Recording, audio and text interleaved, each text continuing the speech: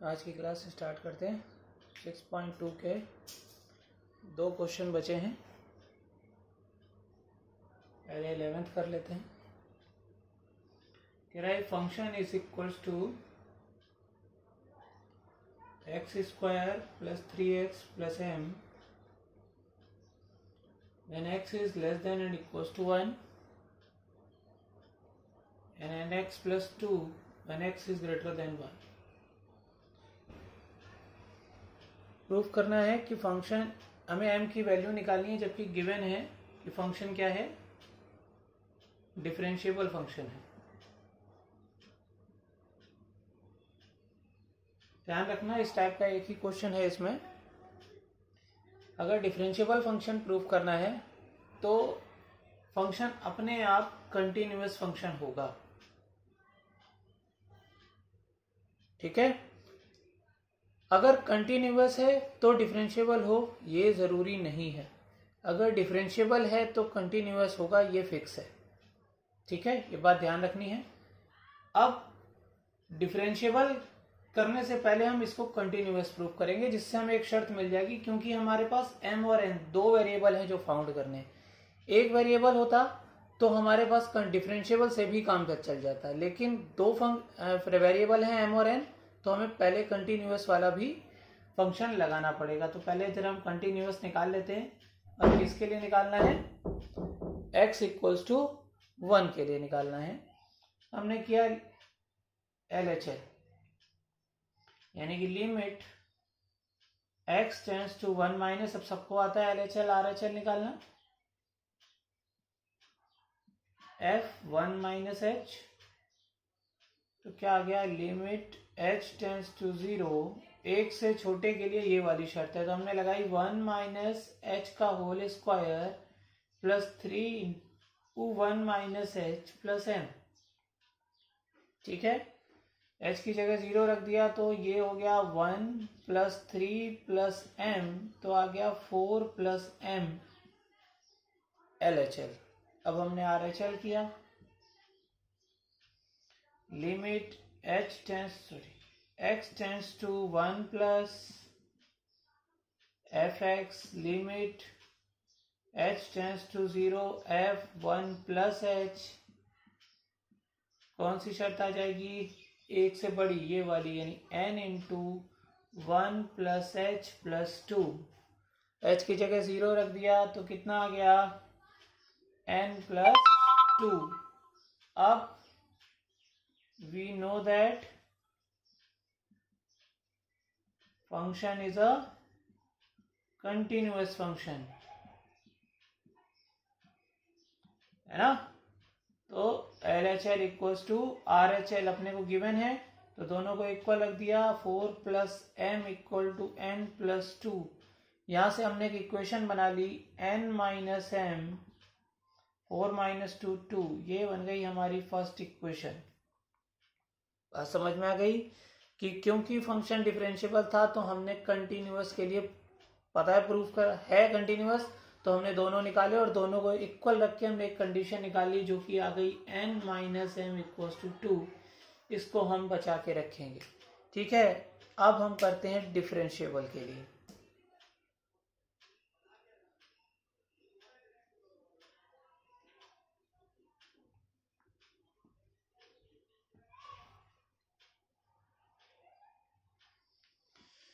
अब हमने किया LHD। ठीक है, क्या फॉर्मूला बनेगा? लिमिट h टेंड्स टू 0, 1 के लिए करना है, f1 - h - f1 - h।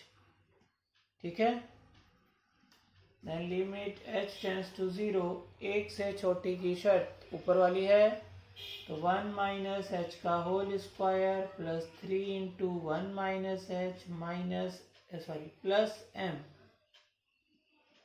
Minus f1 1 के बराबर के लिए यही है, और x की जगह 1 रख देना है। तो 1 का square plus 3 × 1 plus m upon -h। ठीक है, सॉल्व करो, कितना आया? इसको खोलना पड़ेगा। अब एच डायरेक्ट जीरो तो नहीं रख सकती क्योंकि नीचे एच है, तो 1 plus H square minus 2h plus 3 minus 3h plus m, ये हो गया 4 प्लस m, माइनस का अंदर मल्टीप्लाई कर दिया, -4 minus m upon minus h। ठीक है, तो जो कट रहा है काट लो, 3 और 1 4, -4 कैंसिल हो गया। ठीक है, m से m कैंसिल हो गया, तो क्या बचा, एच स्क्वायर माइनस का 5h बटे में माइनस h। ठीक, तो हमने क्या किया, माइनस का h कॉमन कर लिया। जब माइनस का h कॉमन किया तो क्या बचा, ये पॉजिटिव या ये कह सकते हो ये निगेटिव हो गया और ये पॉजिटिव हो गया upon minus h। Minus h से माइनस h कैंसिल। ठीक, h की जगह 0 रखा, कितना आया 5, यानी हमारा LHD आ गया 5। जो चीजें आती जा रही मैं यहाँ लिखता जा रहा हूँ। ठीक है, अब हमने क्या किया, RHD।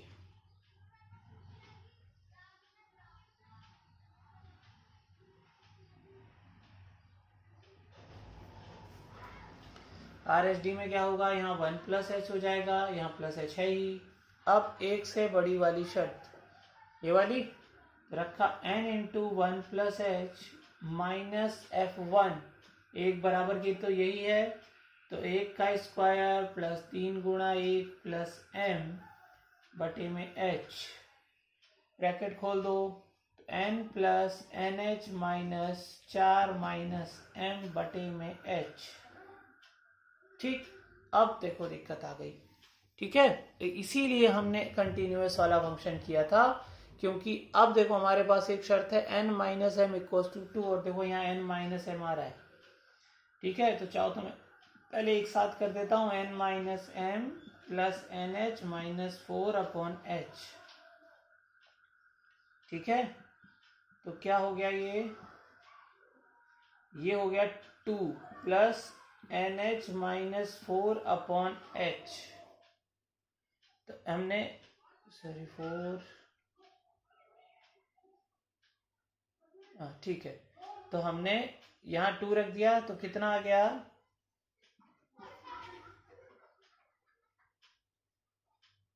एक मिनट कहीं गड़बड़ हो गई, हाँ ये गड़बड़ हो गई, n1 प्लस एच, यहाँ प्लस 2 भी था, फिर माइनस ही आएगा। ठीक है, तो प्लस 2 माइनस या प्लस 2 माइनस 4। ठीक है, अब देखो 2 तो 4 माइनस 4 कट गया, कितना आ गया, limit h tends to 0 NH upon h, तो n बच गया। ठीक है, अब अच्छा कोई किसी को समझ में ना आया हो +2, क्योंकि बाद में लिखा है, तो ध्यान से देखोगे तो यही आएगा, n1 अपने आप करोगे तो सही आएगा, तुम्हें देखने की जरूरत नहीं है। यहाँ x की जगह 1 प्लस एच और ये +2 लिखना भूल गए थे, तो ये +2 लिखा है। ठीक है, वो सब जगह आया है। अब ये n आ गया, क्या आ गया हमारा LHD, और according to the question LHD equals to क्या है, RHD। तो LHD हमारा निकला था 5 और RHD हमारा आ गया n, तो n इक्वल्स टू 5 आ गया। अब n की वैल्यू इस कंडीशन में रख देते हैं, तो कितनी आ गई, n minus m equals to 2, n की वैल्यू है 5, m उधर ले गए, 2 को इधर ले आए, तो m की वैल्यू आ गई 3। हमारे दोनों आंसर आ गए n और m के। ठीक है, इजी सा काम था, बस थोड़ा सा एक बात ध्यान रखनी थी कि अगर फंक्शन है डिफरेंशिएबल गिवन है तो हमें LH मतलब कंटिन्यूअस भी निकालना पड़ेगा, लेकिन हमने तब निकाला जब हमें 2 वेरिएबल गिवन थे। ठीक है, और शर्त केवल एक ही के लिए निकालनी थी, मान लो एक के लिए 2 के लिए और निकालनी होती। ठीक है, और तब 2 वेरिएबल होते तो हम कंटिन्यूअस नहीं करते, हमारा LHD RHD से ही काम बन जाता। ठीक है, ध्यान रखना, हो सकता है आगे कोई क्वेश्चन आएगा तो उसमें बात समझाऊंगा। ठीक है, कहाँ हमें कंटिन्यूअस की जरूरत पड़नी है और कहाँ नहीं पड़नी है। ठीक, अब बचा है क्वेश्चन नंबर 7।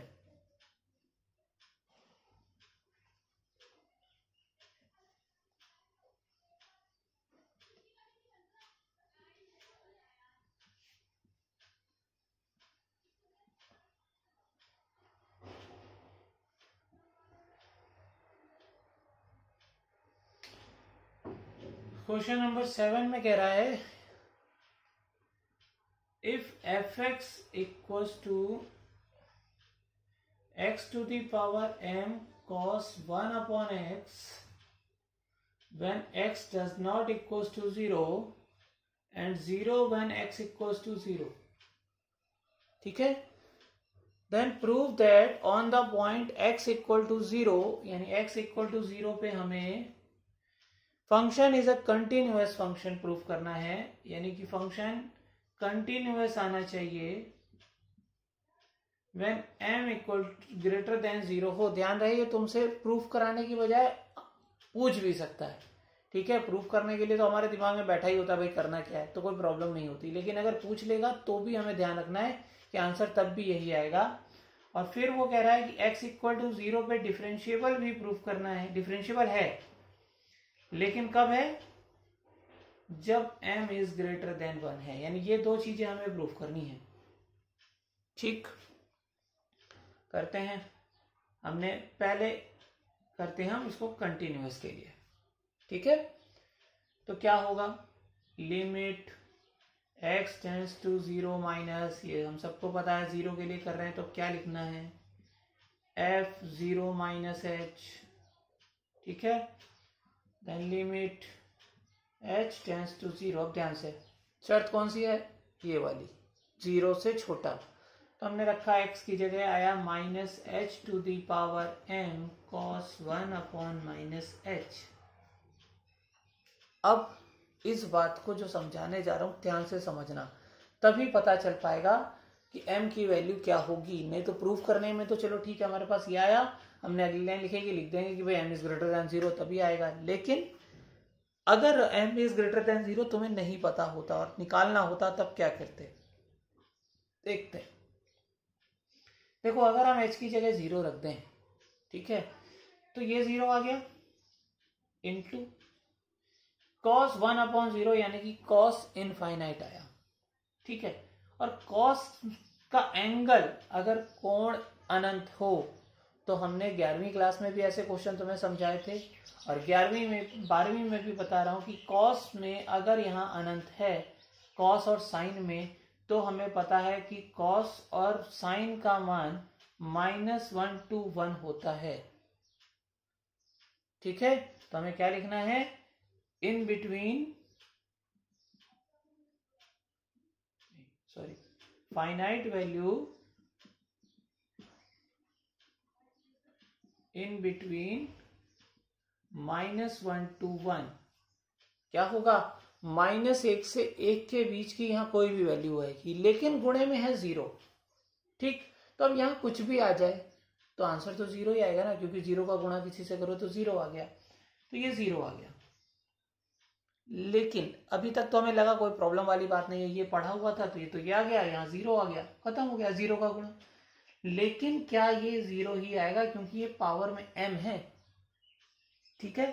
तो अब एक बात समझते हैं, ध्यान से समझना। अगर m की वैल्यू यानी कि इसकी पावर -h की पावर निगेटिव आ जाए, मान लो -2 आ जाए, ठीक है। अगर ये -2 आ गई तो इसको ऐसे कुछ लिखोगे,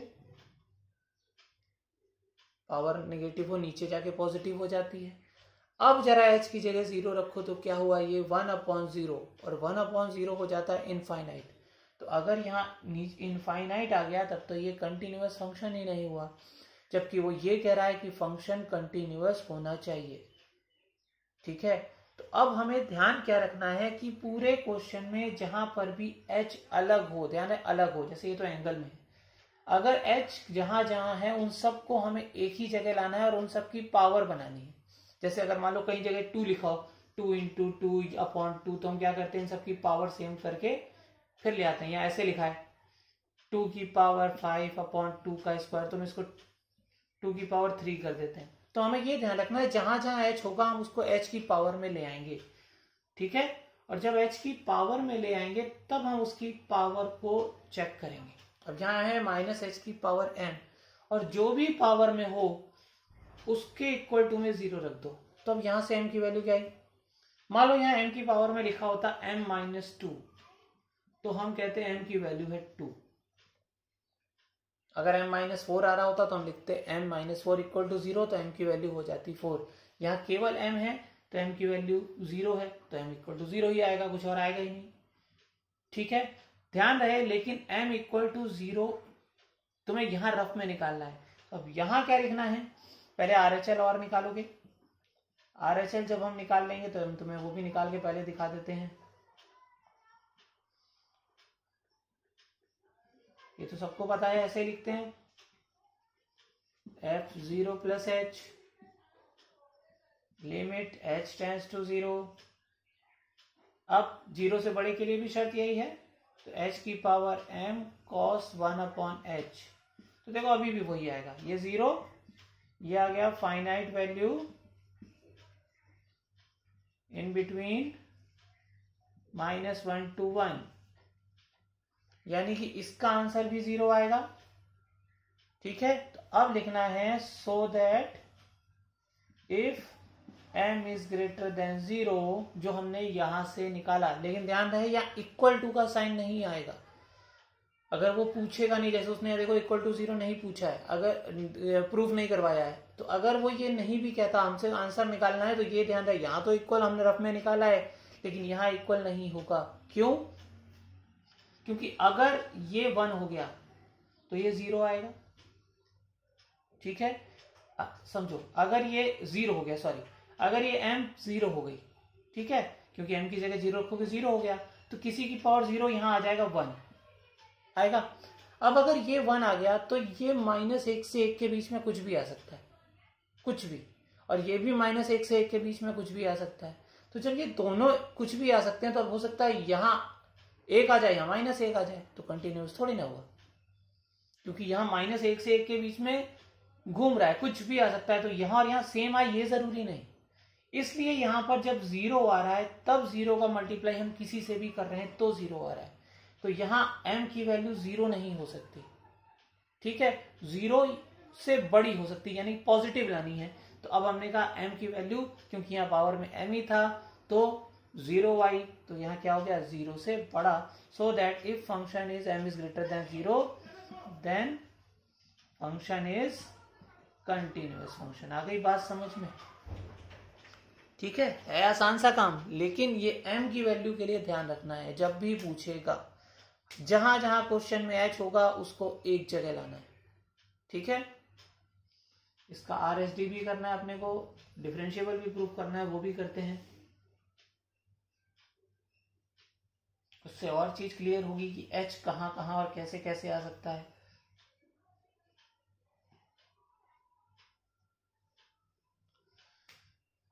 ने किया LHD, फॉर्मूला अपने को पता है क्या बनेगा, f0 minus h minus f0 upon minus h। ठीक है, 0 माइनस h पता है, यही वाली शर्त है, तो minus h to the power m cos 1 upon minus h minus f0 के लिए 0 ही है अपॉन माइनस h। अब ध्यान से देखो, माइनस एस 2 जगह आएगा, ये 0 तो खत्म ही हो जाएगा, अगली लाइन में लिख लेना। अब माइनस एस 2 जगह पे आ गया, तो हमें क्या करना पड़ा, इनकी पावर्स को जोड़ना पड़ा। या m यहाँ 1 है, ऊपर जाके -1 हो जाएगी, तो पावर्स घट गई, m -1 हो गई, cos। अब h की जगह 0 रखोगे तो क्या आएगा, 0, यहाँ 0 ही आएगा, ये फिर से वही आएगा, फाइनाइट वैल्यू इन बिटवीन, लिख चुके हो, वही लिखना है, -1 to 1, यानी -1 से 1 के बीच में परिमित संख्या। ठीक है, अब देखो, अब पावर में आया m-1, तो अब देखो हमने यहाँ लिखा m-1 बराबर 0, यानी m की वैल्यू क्या आई, 1। देखो हमें m 1 से बड़े के लिए सिद्ध करना है। जब RSD करोगे तो क्या फर्क पड़ेगा, कुछ नहीं, यहाँ प्लस आएगा, यहाँ प्लस आएगा, यहाँ प्लस हो जाएगा, यहाँ प्लस हो जाएगा, तो यहाँ केवल प्लस आएगा, इतना सा फर्क पड़ना होगा, लेकिन आएगा तो यही ना, 0 गुणा ये। तो ये बात तुम खुद करोगे RSD, ठीक है, यही आएगा 0 गुणा ये। लेकिन उसके बाद क्या लिखना है, so that if m is greater than 1 then the function is a differentiable function. Clear हुई बात कि एच को कैसे देखना है, जहां जहां जाए उसकी पावर में जो है उसके इक्वल टू में आपको रफ में 0 लिख लेना है, तब एम की वैल्यू निकलेगी। ठीक, क्लियर बात। एम की वैल्यू कैसे निकालनी है, तो 6.2 हो गया। कल अपन शुरू करेंगे मिसलिनियस यानी कि विविध।